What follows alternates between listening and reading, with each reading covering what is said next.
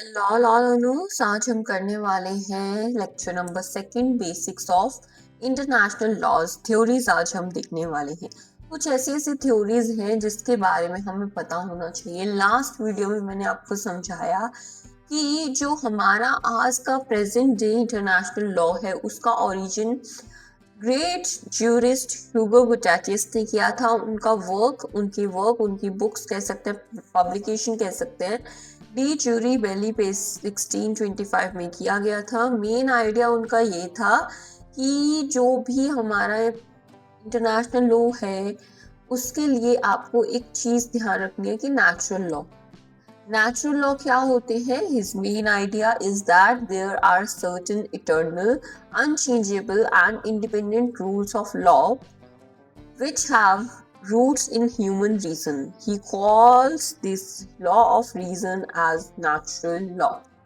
इन्होंने human reason को as this law of reason को नेचुरल लॉ बोला। नेचुरल लॉ की आप बता सकते हो, यहाँ लिख सकते हो कि 3 काइंड ऑफ एसेंशियल एलिमेंट्स होते हैं। Certain eternal, second unchangeable, third independent rules of law. यूटोरियन की जो थ्योरी है उसमें 3 बेसिक्स होते हैं इंटरनेशनल लॉ के। फर्स्ट इज नेचुरल लॉ या फिर रीजन, लॉ ऑफ रीजंस बोल सकते हैं। Second is customs and third is treaties. आपने जो हमने ऑप्रीहिम की डेफिनेशन पढ़ी थी इंटरनेशनल लॉज की, तो उसमें लॉ ऑफ रीजंस मतलब नेचुरल लॉ नहीं था, ये चीज लैक कर रहा था, right.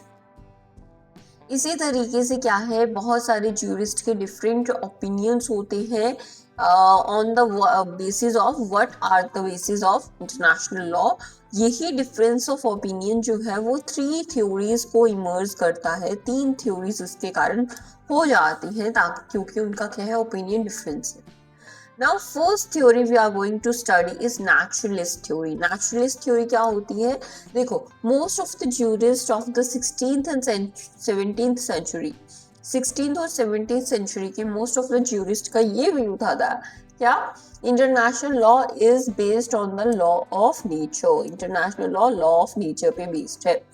According to them, there exists a system of laws which emanates from God or reasons of और मॉरल्स। तो ये कहने का मतलब नेचुरलिस्ट व्यू क्या है कि क्या है, नेचुरल लॉ पे यहाँ पे बहुत ज्यादा फोकस किया गया था। Name as the name suggest, natural law पे बहुत ज्यादा फोकस किया गया था। That is God made law और फिर या फिर मोरालिटी, आप जिसे कह सकते हो, मॉरल्स बोल सकते हो, राइट। प्रोमिनेंट राइटर्स इस व्यू के कौन थे? ग्योटिस थे, ड्रॉफ थे एंड विल्टेल थे। अब ये क्या है, writing of these jurist were influenced by greatly by the works of religious oriented scholars. अब रिलीजियस स्कॉलर्स जो थे जैसे saint Austin, Augustine, Victoria and सिविलिजा, इनसे बहुत ज्यादा इंस्पायर्ड थे, राइट। अब हमें ये ध्यान रखना है कि all the laws including international law according to them are based on natural and in turn divine law। तो ये क्या है, natural law पे भी based है and divine law उसे as a बना देती है। अब इस व्यू को बहुत ज्यादा क्रिटिसाइज किया गया था राइटर्स जो भी 19th सेंचुरी में थे, राइट। 16 17 सेंचुरी में ये चीज लिखी गई, 18 में ये आगे फैली और 19th सेंचुरी में इसके क्रिटिक्स भी आ गए और ये बोला कि ये जो बहुत ज्यादा वेग है, it means it is not clear. The meaning of the law of nature is not precisely clear. तो यहाँ पे प्रिसाइजली क्लियर नहीं कहा किया कि क्या इसका मतलब मीनिंग है, राइट।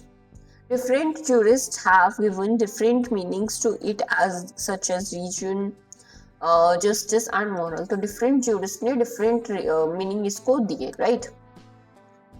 नेक्स्ट थ्योरी, अभी हमने क्या है, नेचुरलिस्ट थ्योरी आराम से समझ ली है बहुत अच्छे से। Now positivist theory. Positivist theory क्या है, हमें positive as a positive element यहाँ पे देखने को मिलता है इंटरनेशनल लॉ। हमने ऑस्टिन का पढ़ा था कि वो क्या कहते थे, it is a positive, yes, just positive international morality. तो वही व्यू हम पॉजिटिविस्ट थ्योरी में पढ़ने वाले हैं. The view that international law is based on the law of nature has been contributed by the followers of other school, which is known by the name of positivist. According to them, only those principles may be deemed as law which have been adopted with the consent of states. कहने का मतलब है कि only those principles जो भी उसे ही law बोला जाएगा जो अडॉप्टेड किए गए हैं with the consent of states. क्या कह रहा है कि जो भी law with the consent of states क्या है अडॉप्ट किए गए हैं उसे ही लॉ बोलते हैं. That is positivist theory. It means वो लॉ है जिसको स्टेट ने क्या किया है, पॉजिटिव मार्क दिया है कि हाँ यस दिस इज लॉ. अब आगे देखते हैं. Rules of law are binding upon the states for emanate from their own free will. The consent may be given by states either expressly or impliedly. यहाँ पे consent expressly भी दी जा सकती है, impliedly भी दिया जा सकता है. Contract Act में हमने पढ़ा था. While express consent may be given by conclusion of treaties, consent may be implied in this in case of established usages as such as customs.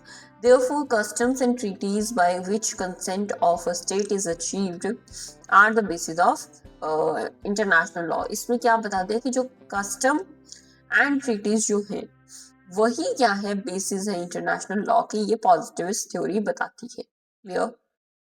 Next is our most important theory is electric theory. ये जो electric theory है ये क्या कहती है, The views taken by the naturalist and positivist are extreme views. ये क्या है, एक तो naturalist बिल्कुल यहाँ खड़ा है, एक positivist यहाँ खड़ा है. अब इसका middle path जो हमारा क्या है, electric theory है. The jurists belonging to the electric school have preferred to adopt a middle course in the positivist naturalist debate. According to them, international law derived from both natural law as well as voluntary या फिर law made with the consent of the states. ठीक है, यहाँ पे ये क्या है, middle path आप कह सकते हो. जैसे हमारा बुद्धिज्म है ना मिडिल पाथ, वैसे ही राइट. तो ये क्या है, एज अ मिडिल पाथ है. ये कहता है कि कुछ तो नेचुरलिस्ट भी है एंड कुछ हमारा क्या है, वॉलंटरी लॉ भी है, पॉजिटिविस्ट लॉ भी है. This view appears to be appropriate that taken by the jurists of natural and positivist schools, and therefore it may be concluded that international law is solely neither based on the law of nature nor on the consent of states. कहने का मतलब है solely ये based नहीं है, दोनों को साथ में मिला के based है, right?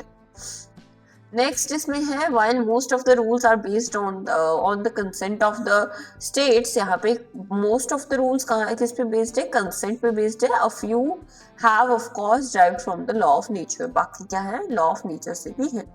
So it's a middle path. We can say this is a middle path, right? तो हमने 3 theories अभी देख ली. अब हमारा नेक्स्ट टॉपिक आ जाता है, एक बहुत इंपॉर्टेंट क्वेश्चन पूछा जाता है कि whether international law is a weak law और स्ट्रॉन्ग, राइट. ये चीज आपने पढ़ी होगी. बहुत सारे लॉज क्या है, वीक भी होते हैं, स्ट्रॉन्ग भी होते हैं. तो इंटरनेशनल लॉ का हमें देखना है. देखो जी, स्टार्क की हमने डेफिनेशन पढ़ी थी. वो कहते हैं कि इंटरनेशनल लॉ क्या है, वीक लॉ है. क्या है weak law? There is no effective executive authority. उन्होंने बोला था ना एग्जीक्यूटिव अथॉरिटी नहीं है तो enforce the rule of international law, right. As compared to the rule of state laws, the rule of international law suffer greater uncertainty. बहुत ज्यादा uncertainty है, इसलिए क्या है, वीक लॉ है. No effective executive authority, this is first point. Second point is uncertainty due to lack of effective sanctions भी नहीं है, राइट. इसीलिए क्या है, इंटरनेशनल लॉ के जो रूल्स हैं वो बहुत ज़्यादा फ्रीक्वेंटली वायलेट किए जाते हैं.